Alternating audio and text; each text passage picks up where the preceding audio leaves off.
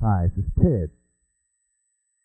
You know, our country, the United States of America, this wonderful country, is being invaded by foreign forces, foreign entities, foreign philosophies that are contrary to what our founding fathers had devised for us to live by. And one of the ways they've been getting into our country, particularly of late, is they play the proverbial race card.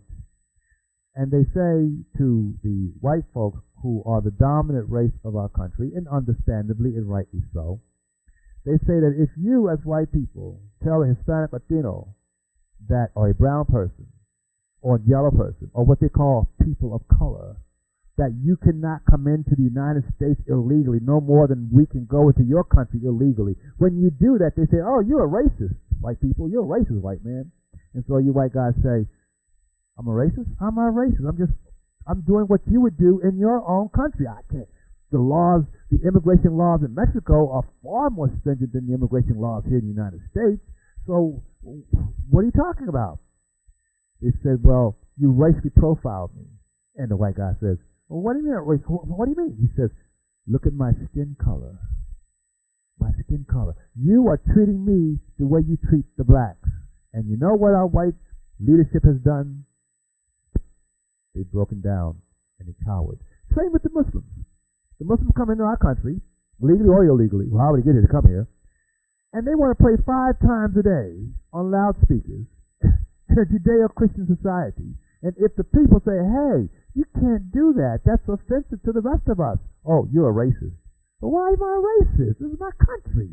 Look at my skin color. Look at my features.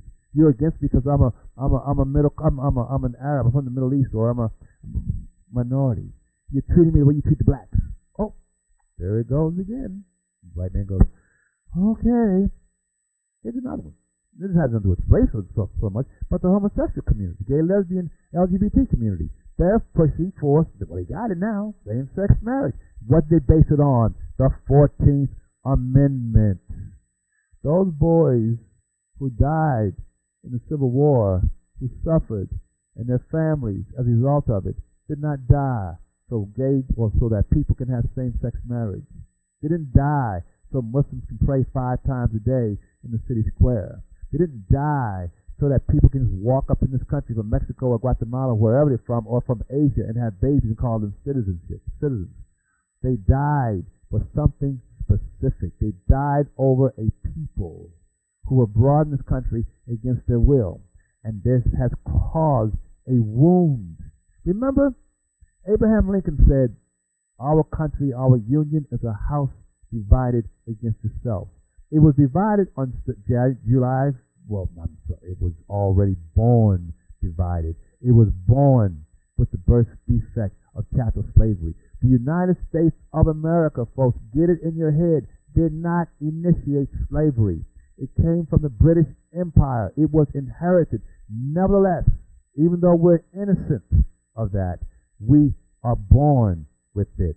Now, we have to close that gap. Abraham Lincoln and the Civil War closed it halfway.